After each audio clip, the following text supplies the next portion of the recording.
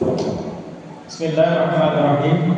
Assalamualaikum warahmatullahi wabarakatuh.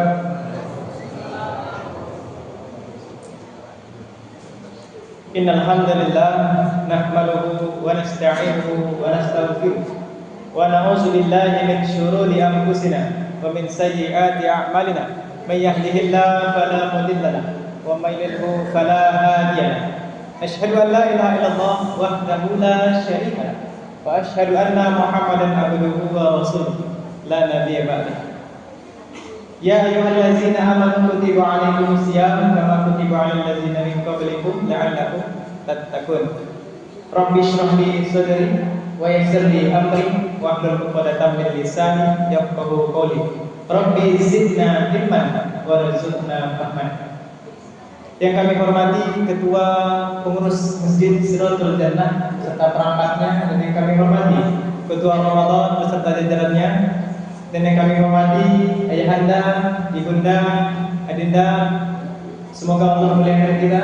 Yang besar kami tak sebutkan gelar, yang kecil kami tak sebutkan nama. Sesungguhnya Allah memiliki sifat maha pengasih, dan Allah tak pernah pilih kasih, dan Allah memiliki sifat penyayang, sayang yang tak terhilang. Alhamdulillahirabbil alamin. Adapun judul hari ini yaitu birrul walidain. Birrul walidain yaitu berbakti kepada kedua orang tua.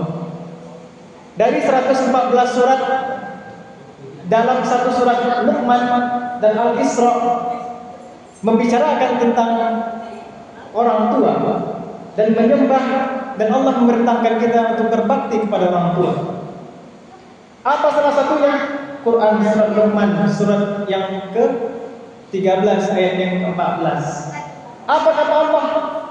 Wawasainal insana biwalidayhi hamalathu wahnan ala wahnin wa fisaluhu fi amaini an ishkur li wa liwalidayya ilayyal masir. Apa kata Allah?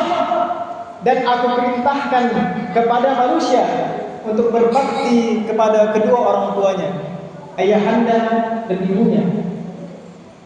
Dan ketika dalam keadaan yang berat, ibu merasakan 3 kesusahan yang tak dirasakan oleh ayah.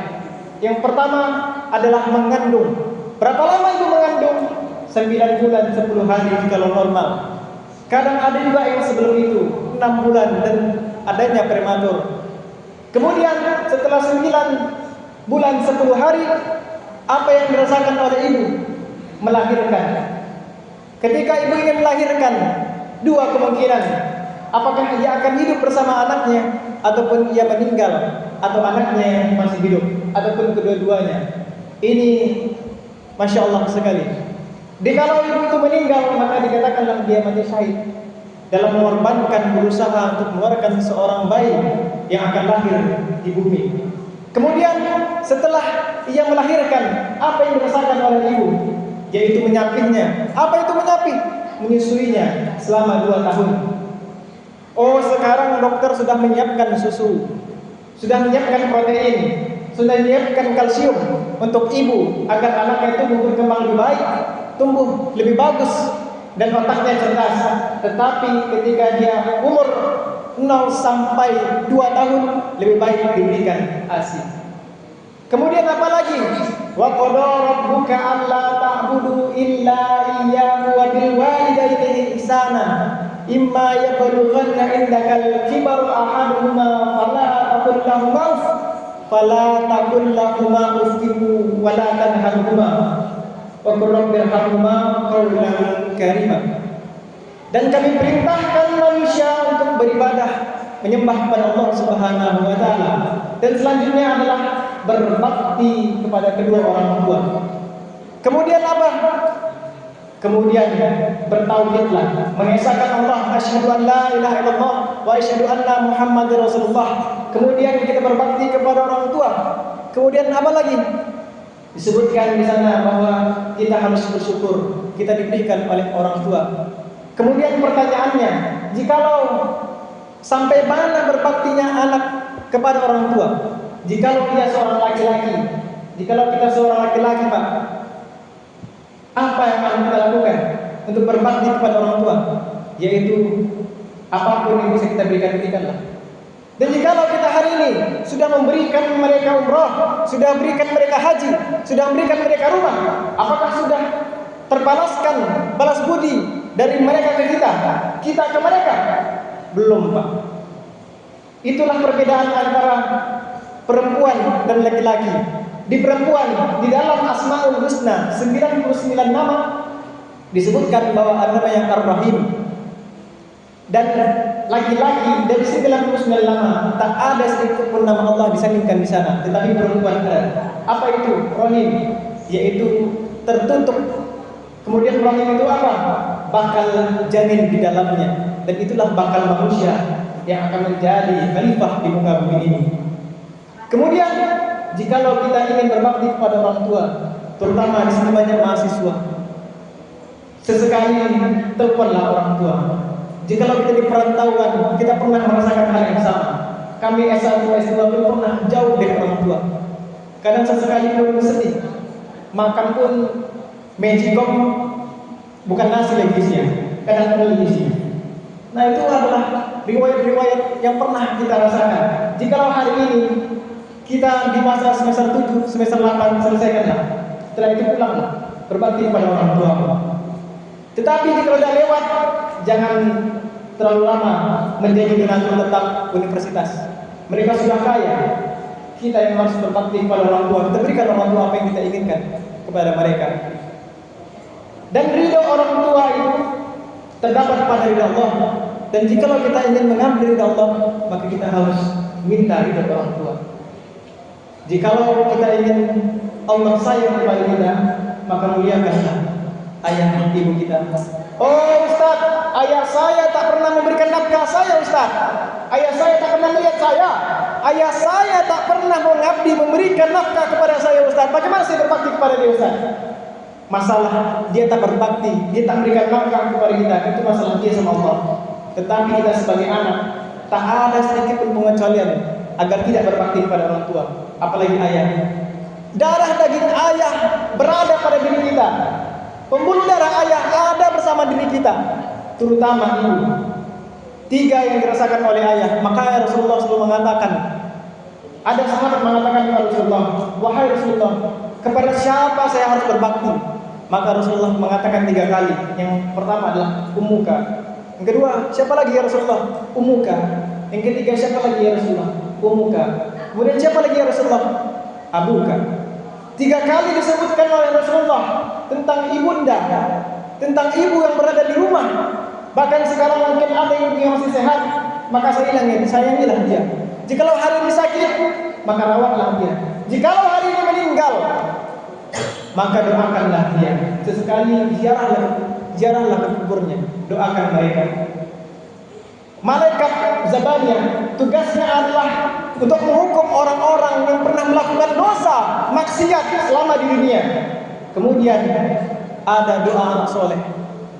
Kemudian malaikat Zabaniyah mencabut orang itu. Itu adalah ibu kita. Dan kita berdoa setelah sholat, Rabbana fir lana dzunubana wa liwalidayna warhamhuma kama rabbayana shaghira. 1 derajat akan menambahkan, meringankan beban dari ibu atau ayah kita. Yang ketika itu malaikat Zabaniyah menghentikannya untuk tidak menghukum ayahanda atau bunda kita yang berada di alam barzakh. Maka dari itu ada suatu nama. Dia bukan sahabat dan dia tak pernah bertemu Rasulullah, tetapi Rasulullah mengatakan, wahai sahabatku, sesungguhnya nanti ada pemuda-pemuda, 1 orang pemuda, jikalau dia kesini maka mintalah doa kepadanya. Masa seperti itu Rasulullah? Padahal kami berperang bersamamu di perang Badar, kami berperang kepadamu di perang Uhud, kami perang di perang Khandaq, kami melaksanakan perang sembunyi-sembunyi dan terang-terangan. Tetapi kenapa bukan kami saja yang dimintakan doa ya Rasulullah? Kenapa pemuda ini? Mereka bertanya. Kemudian Rasulullah mengatakan, wahai sahabatku, sesungguhnya ada 1 amalan, dan amalan ini akan luar biasa yang dilakukan oleh pemuda ini. Siapa itu? Uwais Al-Qarni. Apa yang dilakukan Uwais Al-Qarni? Uwais Al-Qarni merawat ibunya yang sedang sakit-sakit. Ia rela tidak berkawan sama kawan-kawan yang lain. Ia rela tidak memberikan kebahagiaannya kepada teman-teman yang lain, tetapi ia merawat ibunya. sampai ibunya meninggal. Kemudian ketika Rasulullah wafat, sahabat mengatakan, oh inilah Uwais Al-Qarni. Maka katakanlah doa padanya. Doanya pun tak terhijab, tak terbatas, langsung tembus ke langit. Maka dari itu, adapun kita berbakti kepada orang tua. Jikalau orang tua hari ini masih hidup, maka adapun duit kita 100.000, sisakanlah 20% minimal untuk orang tua. Orang tua tak akan melihat dari nilainya, tak akan melihat dari angkanya, tetapi pemberian dari seorang anaknya, pemberian dari seorang anak yang berbakti kepada orang tuanya, berapapun angkanya. Jikalau kita hari ini ada uang kita kirimkanlah. Apakah itu berbentuk beras kah? Apa berbentuk marjan dan lain-lain sebagainya untuk berbakti kepada orang tua kita. Wah Ustaz, kalau misalnya ibu sudah meninggal bagaimana? Hidupnya seorang laki-laki bukan ketika ibunya meninggal kemudian kita habis kewajiban. Tidak. Kewajiban kita sebagai laki-laki adalah berbakti kepada ibu kita walaupun sampai kita mati.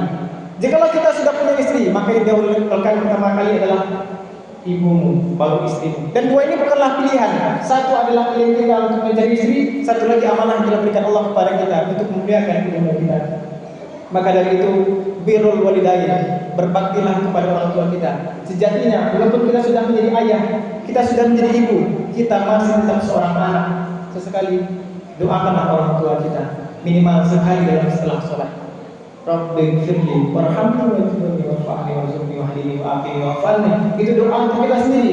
Kemudian Allahumma fir lana dzunubana wa liwalidayna warhamhuma kama rabbayana shaghira.